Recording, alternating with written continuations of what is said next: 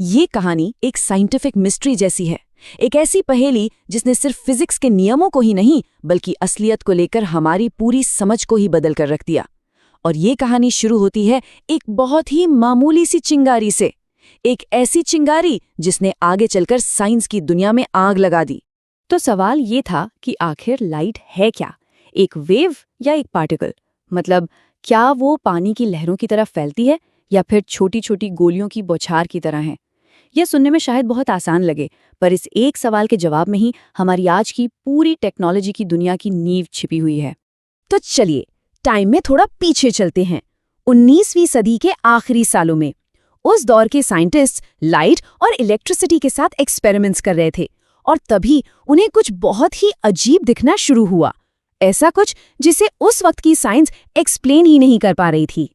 देखिए, 19वीं सदी तक साइंटिस्ट्स को इतना तो पता चल गया था कि लाइट और इलेक्ट्रिसिटी के बीच कोई ना कोई गहरा कनेक्शन जरूर है। 1839 में बेकरेल के काम से लेकर 1873 में स्मिथ की खोजों तक सबूत इकट्ठे हो रहे थे, लेकिन ये काम कैसे करता है कोई नहीं जानता था। फिर आया साल 1888 और एक बहुत बड़ा सुराग हाथ लगा, और ये सुराग मिला बिल्कुल अनजाने में। हेनरिक हर्ट्ज इलेक्ट्रोमैग्नेटिक वेव्स पर काम कर रहे थे। उन्होंने नोटिस किया कि जब उनके सेटअप पर यूवी लाइट पड़ती है तो दो पॉइंट्स के बीच की स्पार्क अचानक से ज्यादा आसानी से जंप कर जाती है। बड़ी छोटी सी चीज थी, है ना? पर इस छोटी सी चीज ने एक बहुत बड़ा सवाल खड़ा कर दिया। लाइट आखिर ऐसा कर क्यों रही थी? और बस यहीं से असली ड्रामा शुरू हुआ।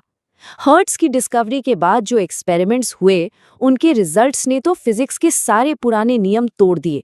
खासतौर पर लाइट एक वेव है वाली थ्योरी तो बिल्कुल ही फेल हो रही थी। इसने तो सब कुछ उल्टा पुल्टा कर दिया। सोचने वाली बात है, पुरानी फिजिक्स कहती थी कि जितनी ब्राइट लाइट उतनी ज्यादा एनर्जी, मतलब इलेक्ट्रॉन्स भी ज्यादा एनर्जी के साथ निकलने चाहिए। पर एक्सपेरिमेंट्स में क्या दिखा कि एनर्जी लाइट की ब्राइटनेस पर नहीं, उसके कलर यानी उसकी फ्रीक्वेंसी पर डिपेंड करती है। और तो और एक खास फ्रीक्वेंसी से कम की लाइट चाहे कितनी भी ब्राइट क्यों ना हो, एक भी इलेक्ट्रॉन नहीं निकाल पाती थी। बिल्कुल ऐसे जैसे लाइट के पास कोई सीक्रेट चाबी हो और सिर्फ सही साइज की चाबी ही उस ताले को खोल सकती थी। तो मोटी मोटी बात यह है कि उस समय की साइंस गलत साबित हो रही थी, और ये कोई छोटी मोटी गलती नहीं थी, ये तो सीधा फिजिक्स की बुनियाद पर हमला था। अब साइंटिस्ट को एक नए आइडिया की जरूरत थी, एक रेवोल्यूशनरी आइडिया की। और फिर सीन में एंट्री होती है हमारी कहानी के हीरो की, एक ऐसा इंसान जो इस मिस्ट्री को एक ऐसे आइडिया से सॉल्व करने वाला था जो इतना अजीब था कि शुरू में तो किसी ने उस पर यकीन ही नहीं किया। साल था 1905। इसे आइंस्टाइन का मिरेकल ईयर भी कहा जाता है। सोचिए, एक स्विस पेटेंट ऑफिस में काम करने वाला एक यंग क्लर्क। फिजिक्स के बारे में सोचने का हमारा तरीका हमेशा के लिए बदलने वाला था, और फोटो इलेक्ट्रिक इफेक्ट उनकी सबसे बड़ी जीतों में से एक था। आइंस्टीन का आइडिया बहुत ही बोल्ड था। उन्होंने कहा, चलो मान लेते हैं कि लाइट एक कंटिन्यूअस वेव है ही नहीं। मान लो कि ये एनर्जी के छोटे छोटे पैकेट्स में आती है। इन्हीं पैकेट्स को बाद में फोटॉन्स नाम दिया गया, और हर फोटॉन के पास उसकी फ्रीक्वेंसी के हिसाब से एक फिक्स्ड अमाउंट ऑफ एनर्जी होती है। आइंस्टीन ने सोचा कि ये 1-on-1 डील है। एक फोटॉन मेटल के अंदर एक इलेक्ट्रॉन से टकराता है। इस टक्कर में एनर्जी ट्रांसफर होती है, लेकिन एक शर्त पर। उस इलेक्ट्रॉन को बाहर निकलने के लिए एक एग्जिट फी देनी पड़ती है। इस फी को कहते हैं वर्क फंक्शन। देखिए, हर मेटल अपने इलेक्ट्रॉन्स को एक तरह से पकड़ कर रखता है। वर्क फंक्शन बस वो मिनिमम एनर्जी है जो उस इलेक्ट्रॉन को आजाद कराने के लिए चाहिए, वही एग्जिट फी जो चुकानी ही पड़ेगी। और जैसे ही ये आइडिया सामने आया, सारी पहेलियां सुलझ गईं। सोचिए, स्टेप 1, एक फोटॉन एक इलेक्ट्रॉन से टकराया। स्टेप 2, फोटॉन ने अपनी सारी एनर्जी उसे दे दी। अब सवाल यह है, क्या ये एनर्जी एग्जिट फीस से ज्यादा है? अगर जवाब हाँ है तो आगे बढ़ते हैं। स्टेप 3, इलेक्ट्रॉन उस एक्स्ट्रा एनर्जी को लेकर बाहर निकल जाता है। और ब्राइटनेस वाली बात, स्टेप 4, ब्राइट लाइट का मतलब है बस ज्यादा फोटॉन्स, न कि ज्यादा एनर्जी वाले फोटॉन्स। इसलिए ज्यादा इलेक्ट्रॉन्स निकलते हैं पर सबकी एनर्जी सेम रहती है। कितना सिंपल और परफेक्ट एक्सप्लेनेशन था। लेकिन साइंस में किसी बड़े दावे के लिए बड़ा सबूत भी चाहिए होता है। आइंस्टाइन का आइडिया इतना रेवोल्यूशनरी था कि ज्यादातर फिजिसिस्ट्स को तो ये बात हजम ही नहीं हो रही थी कि लाइट सच में एक पार्टिकल हो सकती है। और यहाँ आते हैं रॉबर्ट मिलिकन।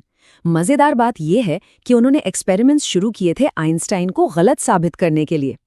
साल दर साल उन्होंने इतने सटीक मेजरमेंट्स किए, लेकिन एंड में उनके खुद के डेटा ने प्रूव कर दिया कि आइंस्टाइन का इक्वेशन बिल्कुल A1 एकदम परफेक्ट था। साइंस की हिस्ट्री में ये एक बहुत ही बड़ा टर्निंग पॉइंट था।